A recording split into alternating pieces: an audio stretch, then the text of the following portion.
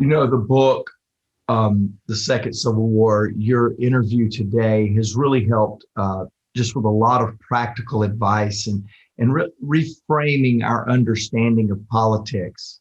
How does a company leader, an HR director, how do they take what you're communicating in this book and begin to instill these values and these practices into the company and into the company culture? So I'm going to do a little bit of bragging, Mark. I self-published my book. Because I don't have a PhD after my name, I couldn't get a big publisher to publish the book. So I self-published it. 7 months ago, I sold 35,000 copies. And for a self-published book, that is like winning the Super Bowl. That is a lot of copies. And the reason I've sold hundreds at a time is mainly to corporations, and then coming out there and doing speeches and training on exactly this, why is politics so divisive and why it shouldn't be. And I basically teach all these unifying principles and practical techniques to corporations so that their people stop bringing their politics into the workplace.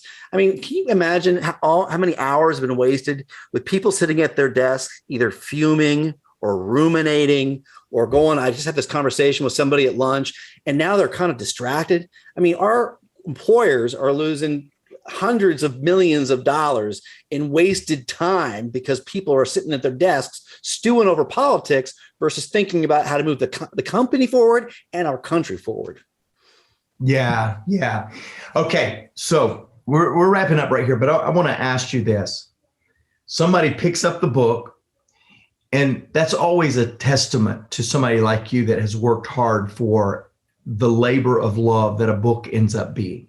And there's always something that drives the author to push through the difficult time, the writer's blocks, the saying no to sleep many nights, the challenges of editors coming in and not liking this way of saying something.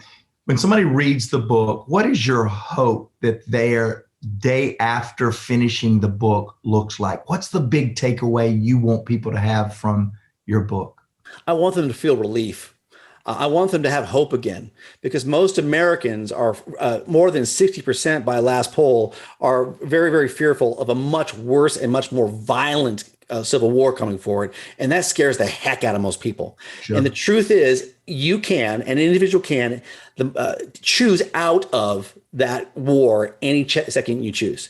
So the Second Civil War is only a construct. It doesn't actually exist. I mean, there's no armies out there. There's no two political organizations. The Democrats are not trying to kill the Republicans and vice versa. It doesn't actually exist. It only exists in your own brain.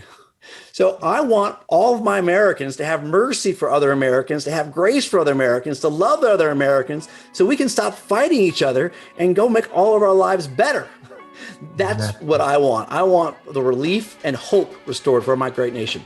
If you are more committed to national unity than partisanship, please check out my book, The Second Civil War, A Citizen's Guide to Healing Our Fractured Nation. My book will challenge you to improve your relationships with friends and family. Click the link in the description below.